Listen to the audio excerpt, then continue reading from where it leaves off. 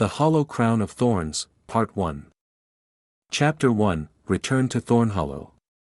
The sky above Thornhollow was always a bruised shade of grey, as though the heavens themselves bore witness to the kingdom's sins. Prince Corven had not seen that sky in 10 years, not since the day he'd been exiled with nothing but his name and a blade. Now, the blade rested across his back, and the name, well, the name was a crown again. His horse's hooves echoed through the outer gates as the palace rose ahead, towering and vine-choked, its obsidian spires stabbing the clouds. It looked more like a mausoleum than a castle. Corven pulled his cloak tighter. The wind here smelled of ash and myrrh. The people lined the streets, silent as ghosts. No cheers. No cries. Only eyes. Watching. Waiting. Remembering. At the palace steps stood the high seneschal, robed in black and crimson, his face pale and stiff like carved marble. "The king is dead," the seneschal intoned, voice hollow. "Long live the king." Corven dismounted. His boots struck the stone, and Thornhollow seemed to breathe. "I did not come for the crown," he said. "But it has come for you," the seneschal replied. "And it is waiting." Inside the grand hall, on a pedestal of bone-colored stone, rested the hollow crown. A wreath of living thorns, coiled like a serpent in sleep. It pulsed faintly, like it had a heartbeat of its own. Corven stared at it, his throat dry. His brother had died wearing it. His father before him had gone mad beneath it. And now? The seneschal stepped closer. It must draw blood to bind. A thorn prick. A whisper. A weight like chains. As the crown settled on his head, something ancient stirred awake. "You are not him," the voice inside hissed. "But you will bleed just the same." Chapter 2, The Crown That Whispers. The hollow crown clung to Corven's head like a parasite. The moment it touched flesh, he felt its roots, not physical, but spectral, sink into the corners of his mind. They coiled and slithered, testing thoughts, tasting memories. He stood frozen beneath the palace's vaulted ceiling, and though the room was full, courtiers, soldiers, whispering advisors, it all seemed to fade into a hush, as if the crown had dulled reality to better speak over it. He screamed for hours before the end, the voice murmured, oily and feminine, though not quite human. "Would you like to remember it?" Corven's fingers twitched. The seneschal noticed. "The sensation fades," the man said, as if discussing a passing chill. "After the first few weeks. Or months. Depending on the wearer." Corven turned to him slowly. "You knew it speaks." "We all hear it," the seneschal replied. "But only the blood of kings may answer it." The courtiers watched him now with careful expressions, fear mixed with expectation. Most had survived 3 reigns by learning not to flinch. Others bore the haunted look of those who had heard the crown's whispers too closely. Corven walked forward, and every step echoed like a verdict. He approached the throne of Thornhollow, a massive chair carved from stone and thorn root. Upon its arch were the names of the dead, monarchs who had worn the crown and fallen to its curse. His brother's name, Roven, had been freshly etched at the top. The seat waited, but Corven hesitated. "Sit, and the kingdom will feed. Refuse, and it will take another," the crown cooed. The last thing Corven wanted was to be king. But he'd come for answers. And the throne was the only place they were kept. He sat. The moment his back touched the cold stone, visions slammed into him. Not memories, impressions. Blood staining the throne room. Laughter that turned to screams. A child running through the castle corridors with something dark following. His brother Roven, weeping as he clutched the crown with both hands. Then a flash, a woman wrapped in white thorns, her face hidden beneath a veil, standing beneath the palace crypts. "She waits," the crown said. "She remembers." Corven gasped and tore the crown from his head. Gasps rippled through the room. You were not meant to remove it, not without bleeding. And bleed he did. Thin red trails slipped from where the thorns had bitten his scalp. Not a deep wound, but enough to mark him. He rose slowly. No one told me it speaks in riddles and ghosts. The seneschal gave a slight, joyless smile. We assumed you remembered what the crown does. I remember what it took from me. The court stirred.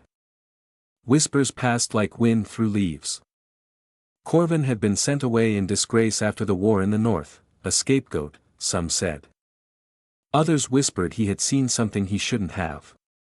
He turned from the throne, gaze sweeping across the gathered court. Leave me, he said. A beat passed. Then, reluctantly, they bowed and filed out. Only the seneschal remained. There is something you must see before nightfall, he said. Something your brother left behind. In his private journal. He had concerns about the crown. About a woman he claimed haunted his dreams. Corven stiffened. The woman in white. The seneschal's eyes narrowed. So it shows you her as well. That night, alone in his chambers, Corven lit a dozen black candles and placed the crown beside him on the table. It pulsed faintly, casting strange shadows across the stone walls. He opened the leather-bound journal his brother had kept. Page after page of cryptic notes, drawings of twisted vines, eyes in mirrors, a door buried in the floor beneath the throne. Then, midway through, a single line scrawled in jagged ink. She never died. The crown remembers her. And it is trying to bring her back. Thunder growled beyond the stained glass windows. The flames flickered wildly.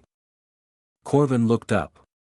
And saw the silhouette of a veiled woman standing just outside the chamber door. She did not knock. She simply waited. Chapter 3, Thorns in the Walls. The figure behind the chamber door remained motionless. For one breathless moment, Corven could only stare, heart hammering in a rhythm not entirely his own.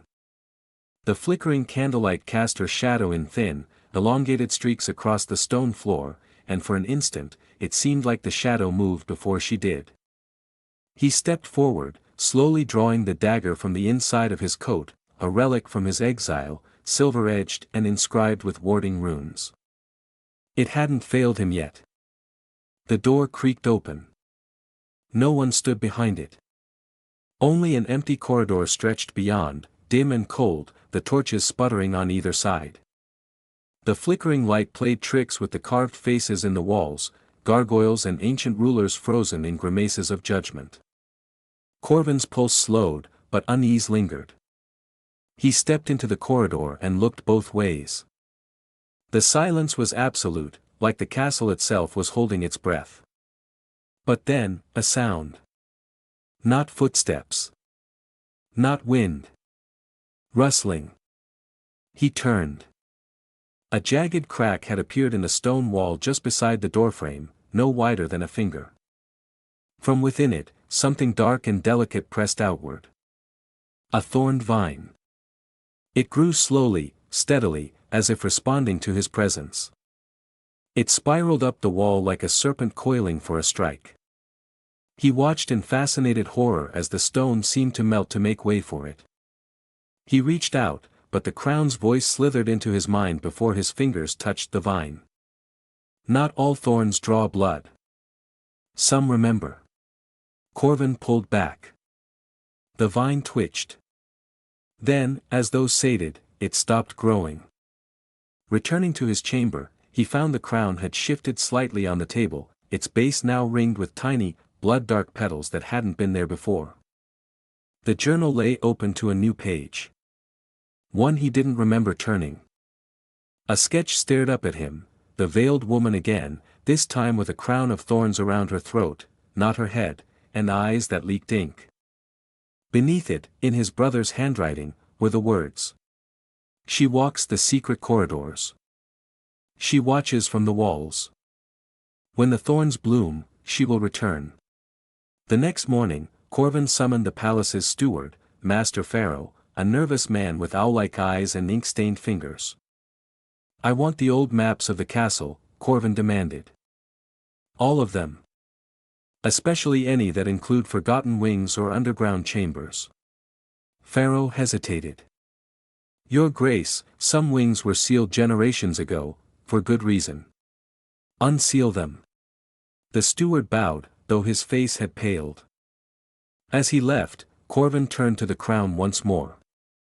He hadn't worn it since the night before, but he could still feel it, like a second pulse beneath his skin. Every corner of the castle now felt as if it breathed in tandem with him. Walls shifted when no one looked. Dust gathered in deliberate patterns.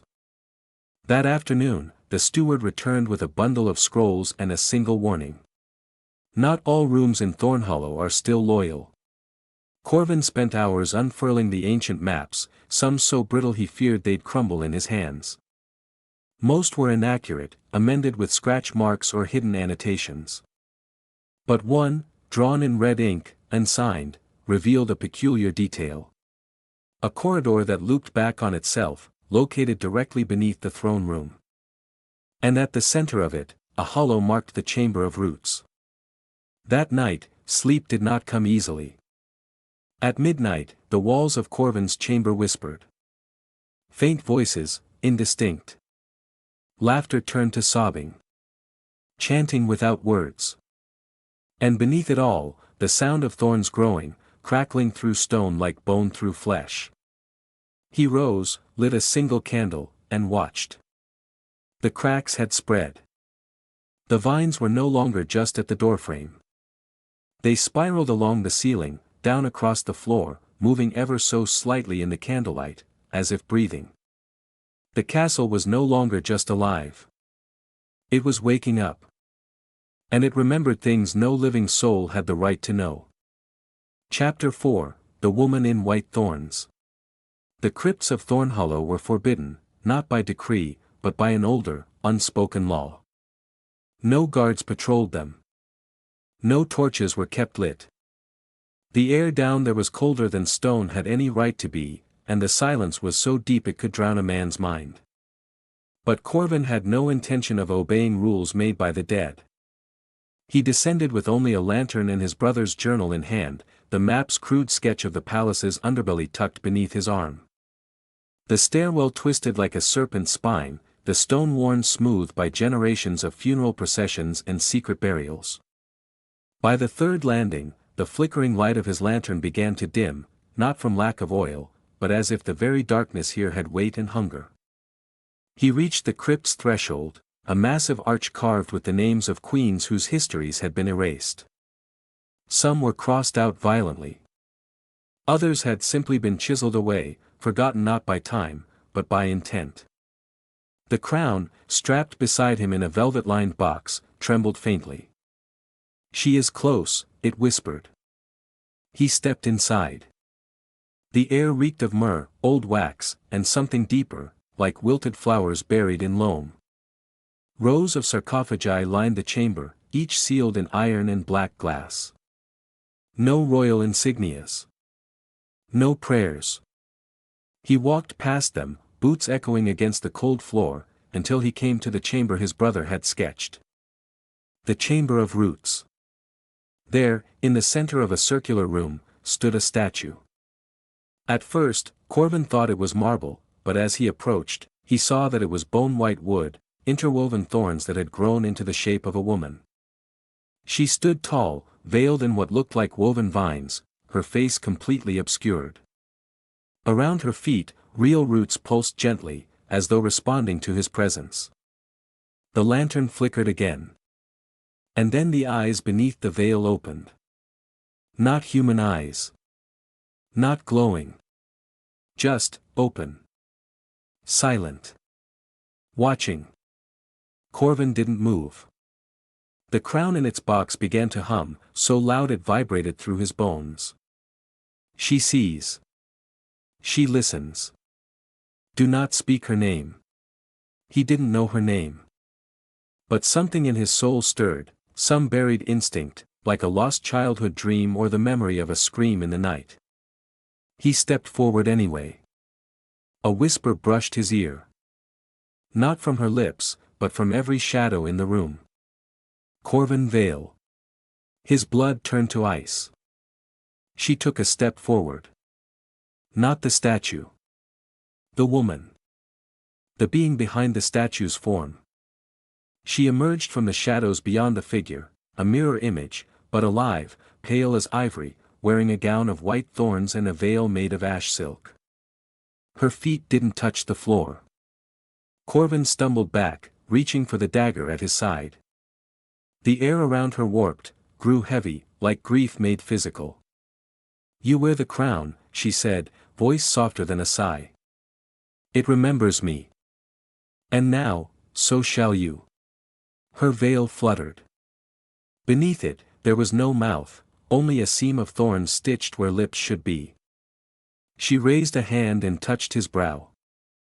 The crown in the box screamed.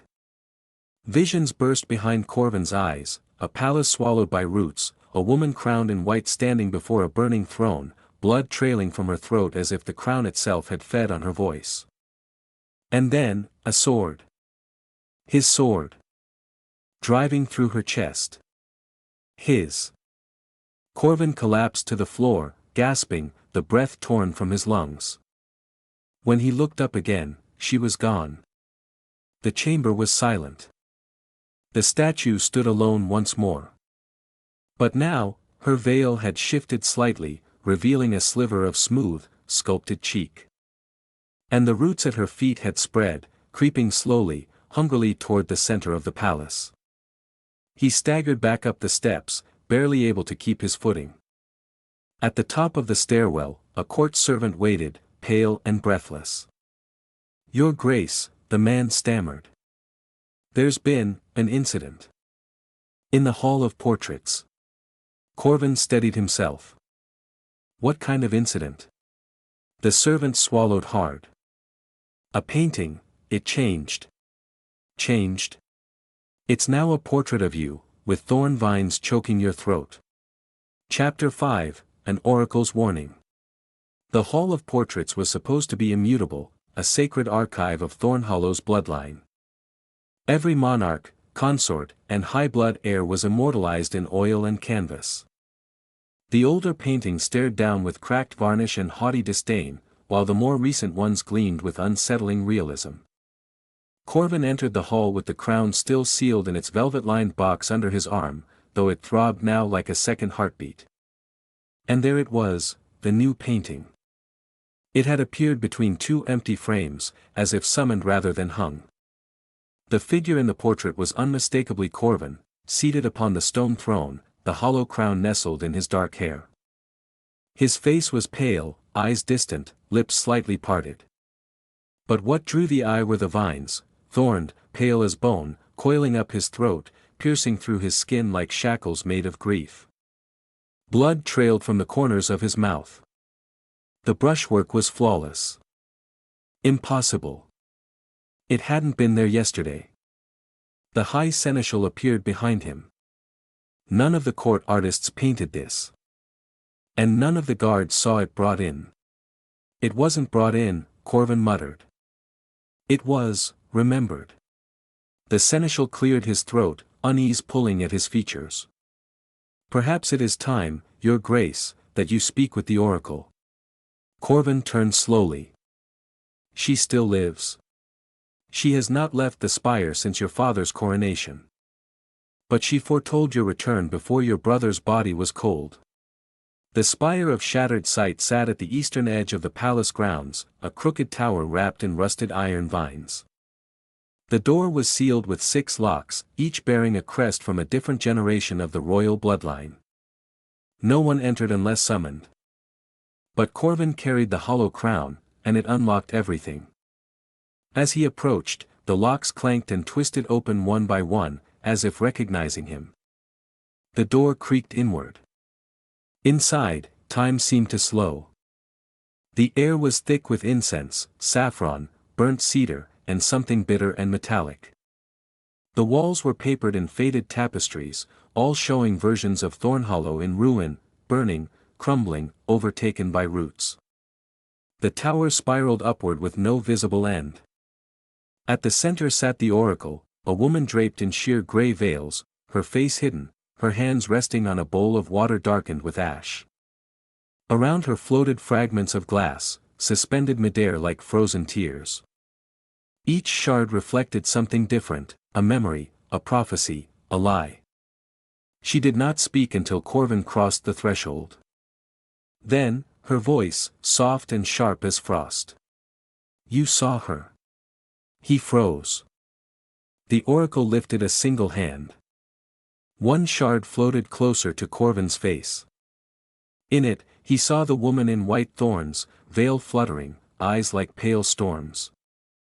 "Who is she?" he asked. The oracle answered without hesitation. "She is what the crown buried. What your ancestors silenced. She ruled before memory and died without name. The hollow crown is hers by birthright, and it has never forgotten her." Corven stepped closer, heart pounding.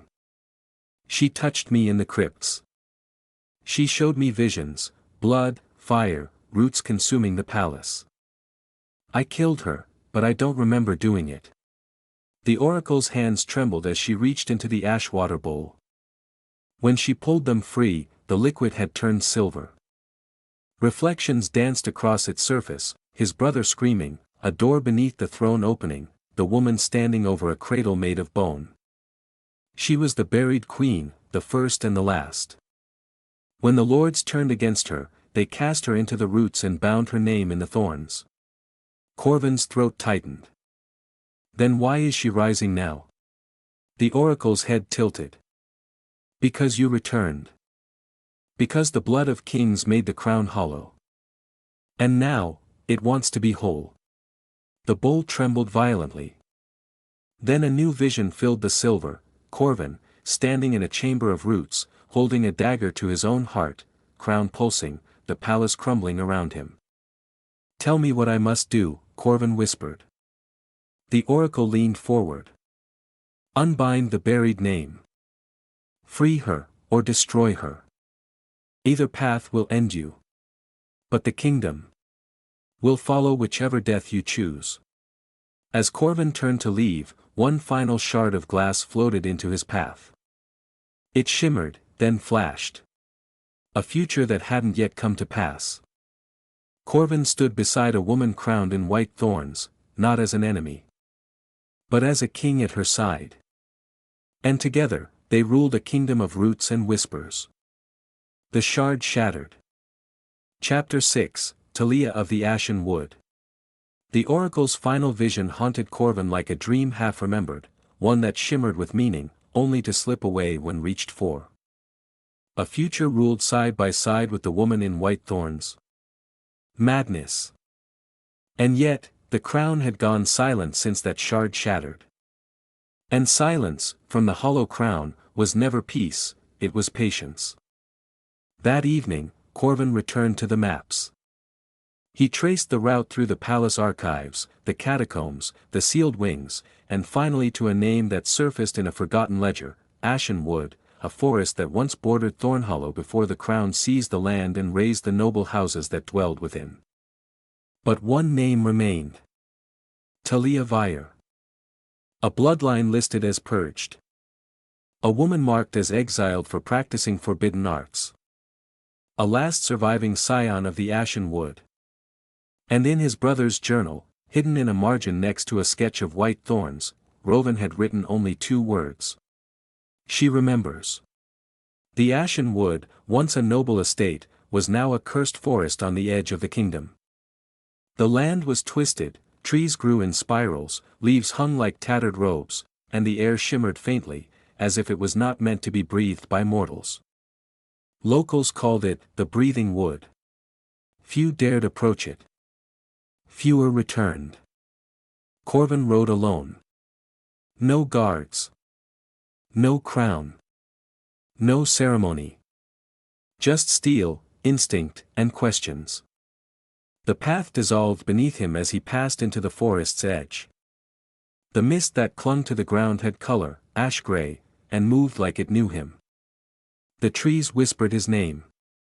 Twice, he thought he saw a woman dart between the trunks. Once, a child's voice echoed behind him, though no footsteps followed.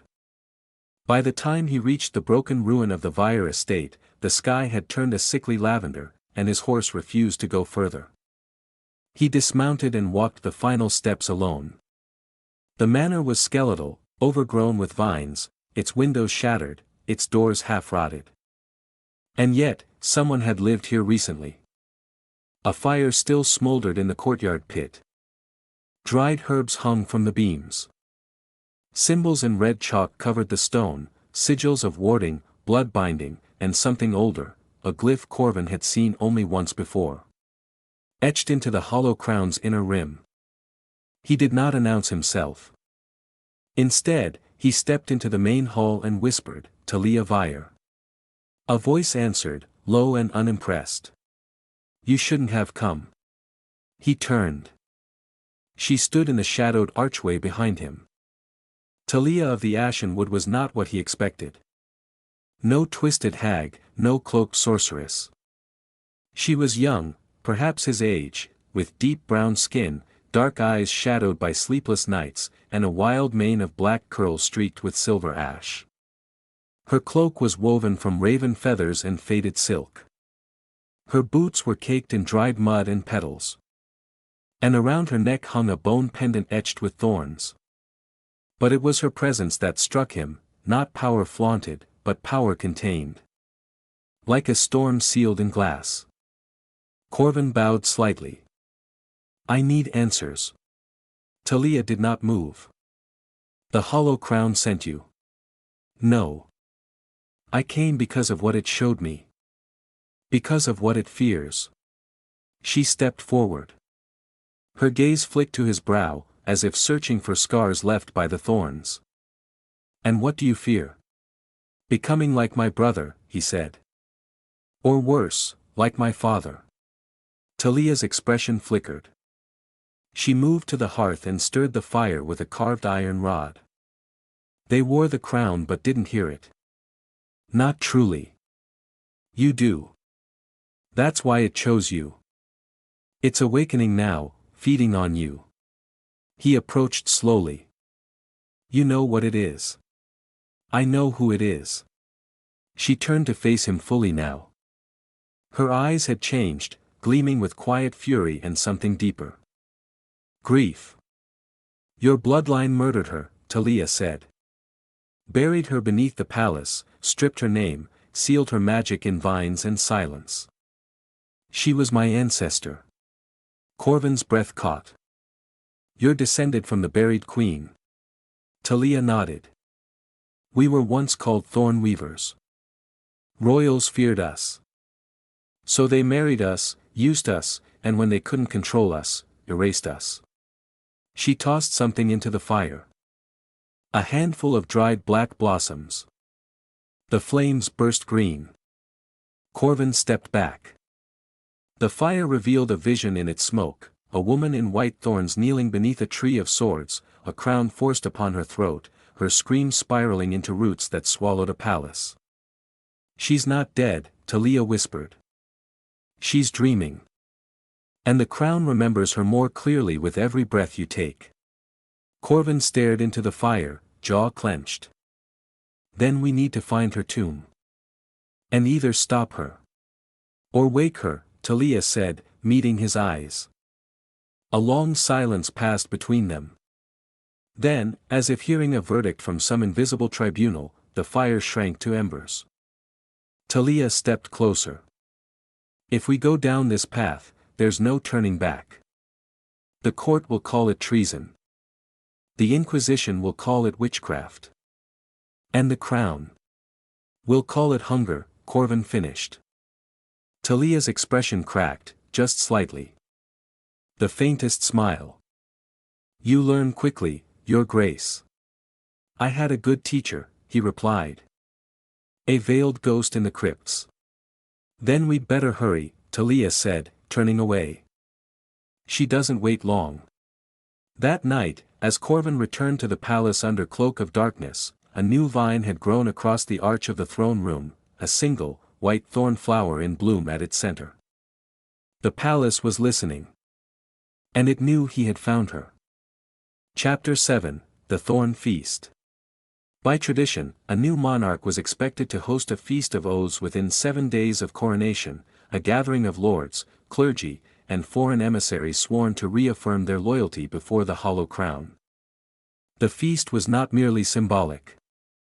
It was designed to test the new ruler's composure, control, and alliances. Many past kings had faltered on this night. Some had vanished by morning. Corven had no appetite for ceremony, but the crown demanded presence. And so the great halls of Thornhollow were lit with 1,000 wax tapers. Velvet banners, black and deep crimson, were unfurled down the columns. Silver dishes were stacked with jeweled fruits, bleeding meats, and enchanted wines that shimmered between colors as they caught the candlelight. A harpist played in the corner, though no strings moved. Above them all, a great chandelier made from twisted bones and gilded antlers swayed gently, dripping wax like tears onto the long, oak banquet table. Corven entered the room last, as tradition dictated. The moment he crossed the threshold, every voice ceased. He wore no jewels. No robe of ceremony. Only the hollow crown atop his dark hair, its thorns freshly blooded, and his brother's black high-collared coat tailored to fit his frame. The seneschal announced him with a voice as dry as ash. His Grace, Corven Vale, heir of the twined blood, keeper of the hollow crown, sovereign of Thornhollow. The guests bowed. Corven took his seat at the head of the table. The crown was heavier tonight, not physically, but spiritually, as if bloated with ancient memory. Whispers coiled beneath his skin like ink in water. Some here wear new faces over old lies, it hissed. Some drank her blood. Some buried her while she still breathed. Corven's gaze drifted to the gathered nobles. Duke Ravian of Hollowspire, a pale man with opal eyes and 2 white gloves. He had profited well from the purges. Lady Mora of the Choir Vale, who once sang the funerary rites, though the bodies she buried had no names. Archcleric Belden, who had outlawed the old wood songs, then built his cathedrals atop their graves. And then, a new face. Talia Vire. She entered unannounced, unbowed, dressed in black feathers and mourning silk. Her bone pendant glowed faintly. A murmur passed through the room like wind through dry leaves. She was not meant to be here. The seneschal approached Corven's ear in panic. Your Grace, that woman is of a banished bloodline. Corven's voice was ice. She is a guest of the crown. But the Inquisition. I am the crown. The seneschal stepped back in silence. Talia took her place near the center of the table. No servant brought her wine. No lord spoke to her. But she did not care. Her eyes were locked on Corven's, and in them he found something grounding, defiance wrapped in clarity. The feast began. Toasts were made. Lies wrapped in flattery. Corven responded with polite nods, eyes watching, heart closed. Then came the moment of the oath chalice. A ceremonial goblet, ancient and etched with thorns, was passed to each guest. A drop of blood.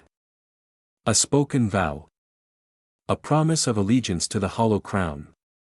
When it reached Duke Ravian, the crown pulsed sharply. Corven nearly cried out. Visions exploded behind his eyes. Ravian standing beside a veiled woman, blade in hand. Ravian pouring oil over roots in the crypts. Ravian whispering her name before striking her down. Corven stood. The music stopped. All turned to him. You knew her, he said. The Duke paled. Your Grace. The woman beneath the palace. The buried queen. Gasps. The crown howled in his skull. She trusted you, Corven continued, stepping forward. And you betrayed her.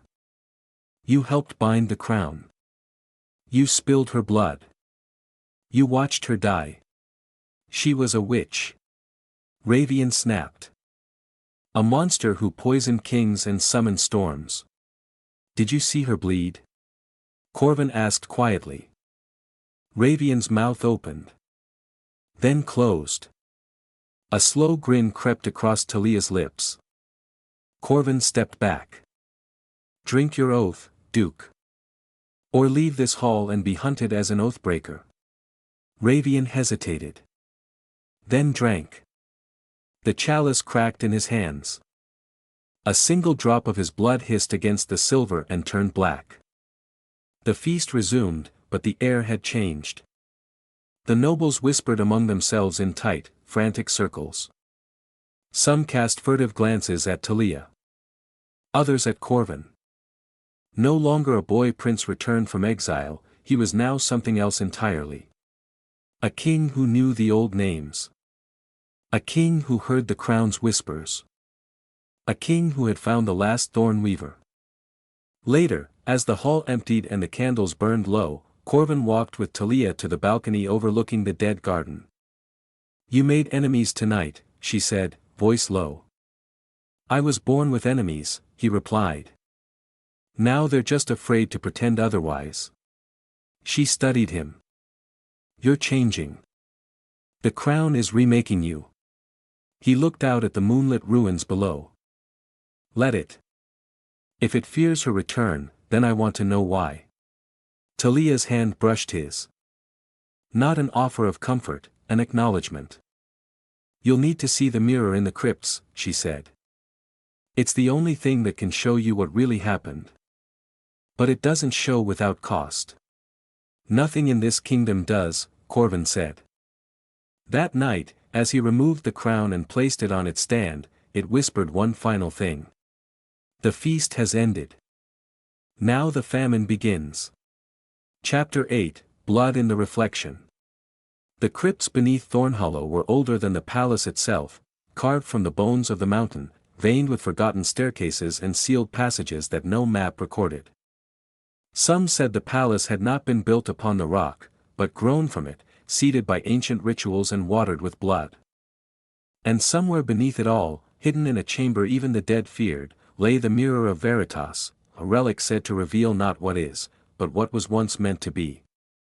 Talia led the way, torch in hand, her cloak of feathers trailing behind like the wings of a dark angel. Corven followed, his breath visible in the chill.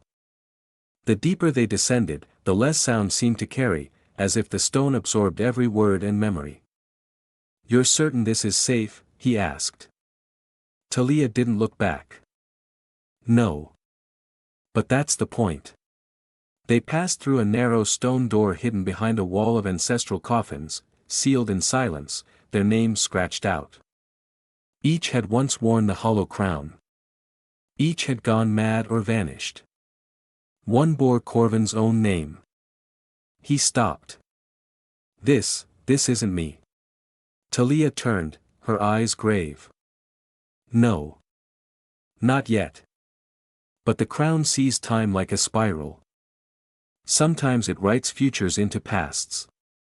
Sometimes it buries what hasn't happened. Corven touched the lid. The stone was warm. The Mirror of Veritas was kept in the Hall of Stillwater, a chamber so perfectly symmetrical that even the air refused to move. The mirror itself stood at the far end, 12 feet tall, its frame made of knotted roots petrified to obsidian. No dust clung to it. No reflection moved upon its surface. It was smooth, black glass, like the surface of a lake before a storm. Talia placed a thorn blossom at its base.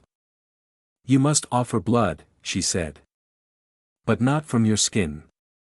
From your memory. Corven frowned. I don't understand. She stepped closer, voice quieter. You have to choose something you love. A moment. A person. A memory. And give it up. Let it go. The mirror will take it. And show you what the crown has hidden. He stared into the black glass. Nothing looked back. His mind turned to his mother, a memory of her brushing his hair as a child, singing an old lullaby from the woods. A song of safety, of growing things. It was one of the only memories untouched by grief. He swallowed hard. "I'm sorry," he whispered. He touched the mirror. It bled. Black rivulets seeped down its surface like ink, curling into symbols that pulsed and twisted. And then he fell inward.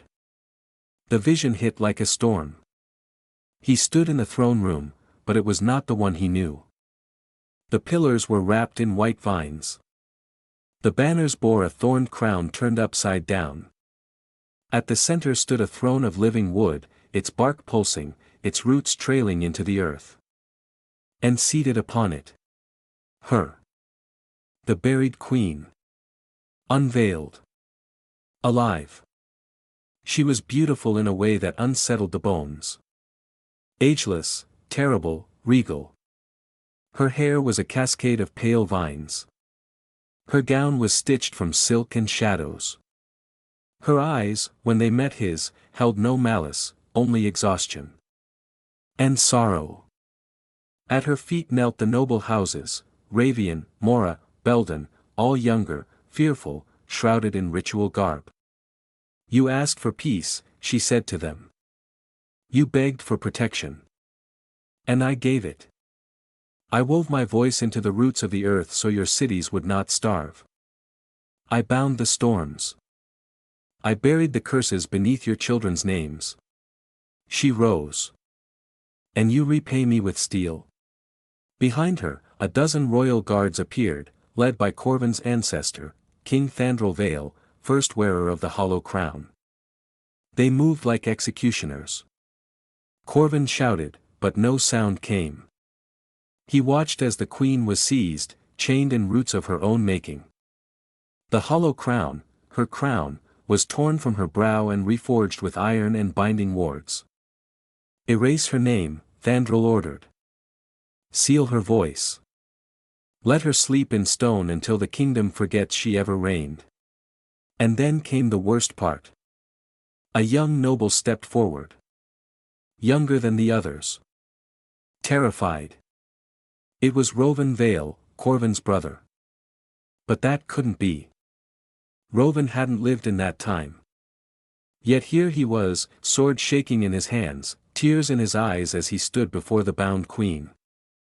And she sang to him. A lullaby. The same one their mother used to sing.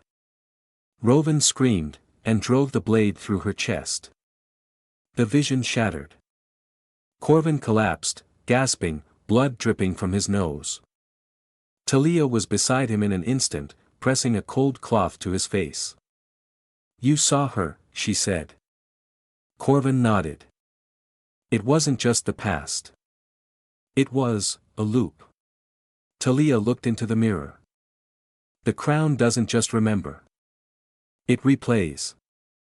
Again and again. Until someone breaks the cycle. Corven wiped his face and stood. No more playing king. No more dancing in shadows. He looked toward the spiral stairs that led back up to the throne room. "She's not rising." He drew his sword. "She's being called."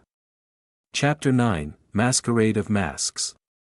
It was tradition in Thornhollow that every new reign host a masquerade of mourning, a grand ball held not to celebrate the king, but to honor those who had fallen before him.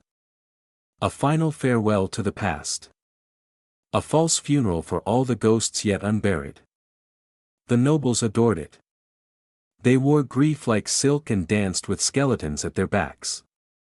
Corven had always loathed it. Yet tonight, he would host it, not as a pageant, but a trap. The palace was transformed. Black drapery hung from every arch, stitched with silver thread that shimmered like dew on spider silk. The chandeliers were dimmed and replaced by floating lanterns, soft white orbs enchanted to drift and glow like wandering souls. The marble floor had been polished to a mirror sheen, and a fog spell crept low over the ballroom, weaving around guests' feet like mist rising from a grave. Music swelled from a shadowed ensemble, cellos tuned a half-step too low, flutes that whistled in strange, mournful keys. Every guest arrived in mask and mourning attire, some veiled in tiers of black lace, others crowned with skeletal circlets or draped in feathers, velvet, and veiled grief. Names were not spoken. Identities were not questioned. That was the rule. But Corven knew them all. The crown whispered each guest's truth as they entered. Every betrayal. Every hidden deed. The nobles might wear masks, but the hollow crown had no need for faces. Corven wore no mask.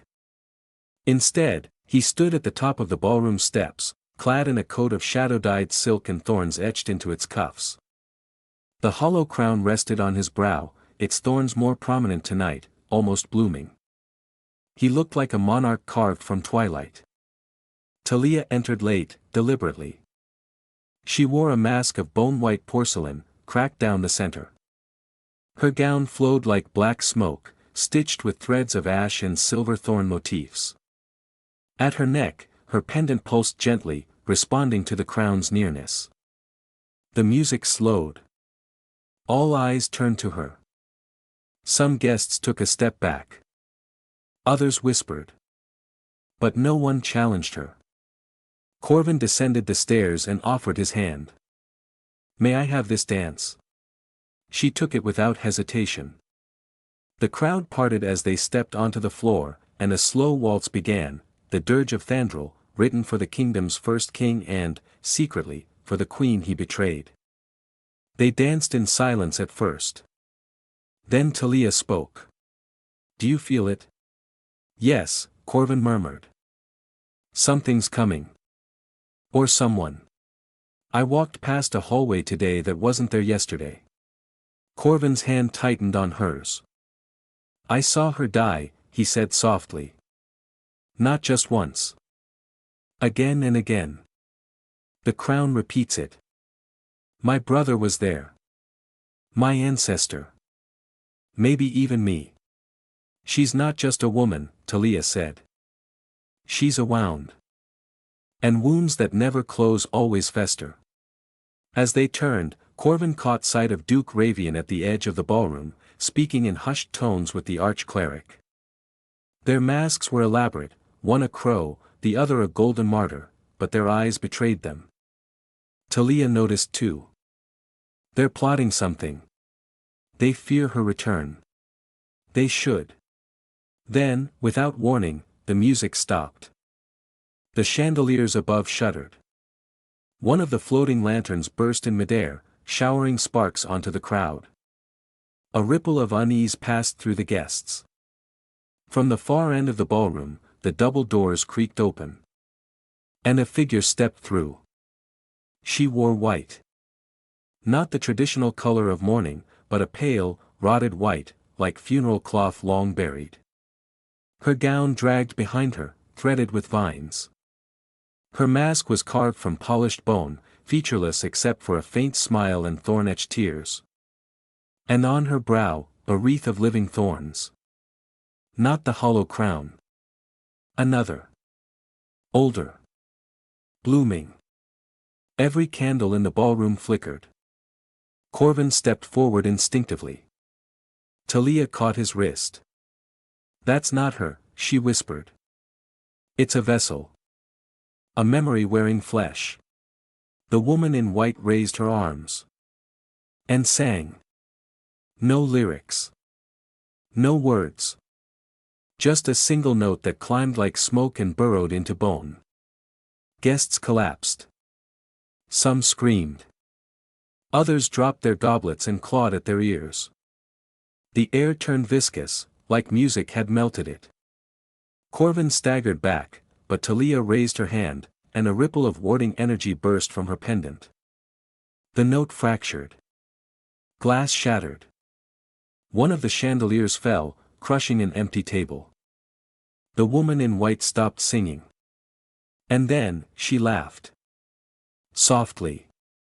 Hollowly. Then she turned and walked back through the doors. Corven and Talia chased after her. But when they passed through the threshold, the hallway was gone. Only stone remained. No tracks.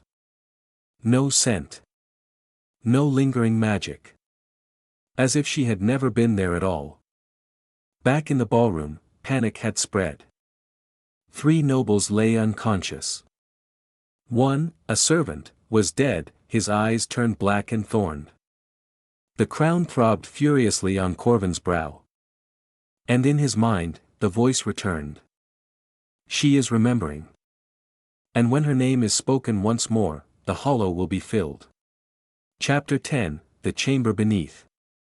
The night after the masquerade did not bring rest.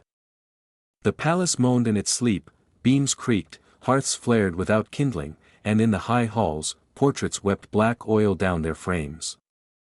Servants spoke in hushed tones, telling each other that a ghost had danced in the ballroom. Others whispered that the buried queen had risen. But Corven knew better. She hadn't risen. She was rising. And the path to her was buried deeper than most dared to look. Corven spent the morning in the royal archives, an endless catacomb of scrolls, blueprints, and sealed orders dating back to the age of Thornhollow's founding. Dust thick enough to choke a priest hung in the air. Cobwebs trembled like threads of fate. He sifted through blueprints drawn in blood ink, maps that redrew themselves, and floor plans deliberately scrubbed clean. Whole wings of the palace had vanished from the official records. And yet, on the oldest map, drawn on vellum darkened with age and something darker, he found it. The door beneath the throne. Not a metaphor. A literal passage, once opened during the founding ceremonies of the first kings, then sealed during the rebellion that buried the queen. It was marked with one word. Silence. The silence below. That evening, Corven waited until the palace quieted. Then, with Talia at his side, he returned to the throne room, the crown resting on his brow, wrapped in a spell that muffled its ever-present whispers. No guards. No attendants. Just 2 figures and a secret that had waited centuries to be remembered. Talia knelt at the base of the throne and pressed her palm to the stone platform. Her fingers traced symbols only her blood could read. The roots are tangled here, she murmured. Twined around something old. Something afraid. Corven nodded. Help me move it. Together, they pushed against the ancient stone tiles. At first, nothing happened. Then the hollow crown pulsed. A soft groan echoed beneath them, followed by a faint tremor. Dust spilled from the ceiling. And then, with a hiss like air escaping a tomb, the central slab of the throne dais split. It peeled open like a wound, revealing a dark, circular stair descending into the unknown. No light. No scent. Only silence, complete and unnatural. Corven held out his hand. A cold flame leapt from his palm and clung to the air like pale moonlight. It flickered weakly, resisting the pull of the darkness. Talia conjured her own warding light. Do you feel that? Yes, Corven whispered. It's not just quiet. It's hungry. And still, they descended. The stairs spiraled down for what felt like hours. The stone became older, colder. Veins of black crystal ran through the walls, pulsing faintly with what looked like trapped light, or imprisoned souls. Eventually, the stair ended at a sealed arch, inscribed with the Thornweaver sigil. Beneath it, a lock made not of iron, but bone. It was shaped like a face, featureless, smooth, except for a single slit where the mouth should be. It needs a name, Talia whispered.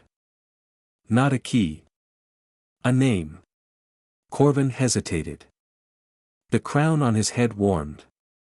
Then throbbed. A name came to him, not from his mind, but from somewhere buried within his blood. Velmyra. The moment the word left his lips, the lock shuddered. The face cracked, then split down the center. The arch groaned, then opened. And beyond it, the chamber beneath the throne. The room was enormous, circular, and lined with walls of living root and obsidian. Vines hung from the ceiling like veins from a heart. In the center stood a raised platform surrounded by a circle of thorn-wrought statues, 12 in all. Each one bore the face of a past king. Each one was weeping. Above the platform hovered a massive knot of thorns, pulsing like an egg. It floated midair, suspended by unseen magic. At its center, a glimmer of white silk. "She's in there," Talia whispered, her voice barely audible. Corven stepped closer. The air grew thick, syrupy, like he was walking through memory.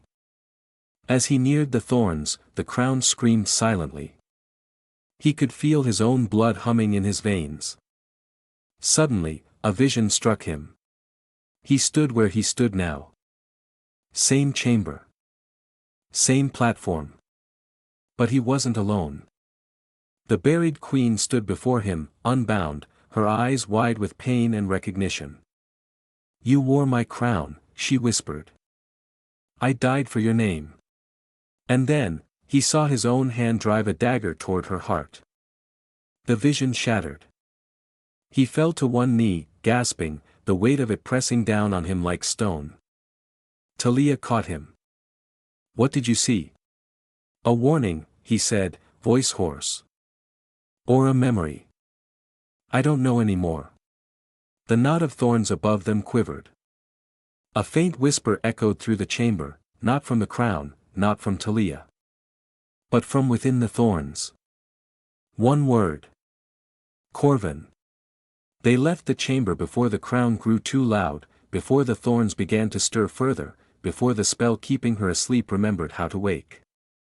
Back in the throne room, as they sealed the slab above the stairs, Corven spoke through clenched teeth. "She's not forgotten. She's remembering through me. Every step I take brings her closer." Talia nodded. "Then we need to decide. Are we waking her, or stopping her?" Corven looked down at his palm, at the white thorn growing from the center of his lifeline. "She's already waking. The only question is, who does she think I am?" Every story has an ending, but some mysteries live on. If you enjoyed this tale, don't let it fade into the shadows. Smash that like button and subscribe for more thrilling stories that will transport you beyond the veil of the ordinary. Subscribe to our channel and your name will appear at the beginning of our next video, where we will pleasantly thank you for your subscribing. Tap the bell icon so you never miss a journey into the unknown. Share your thoughts in the comments. What twists did you see coming? And what secrets do you think still remain? Until next time, stay curious, stay brave, and let the next story begin.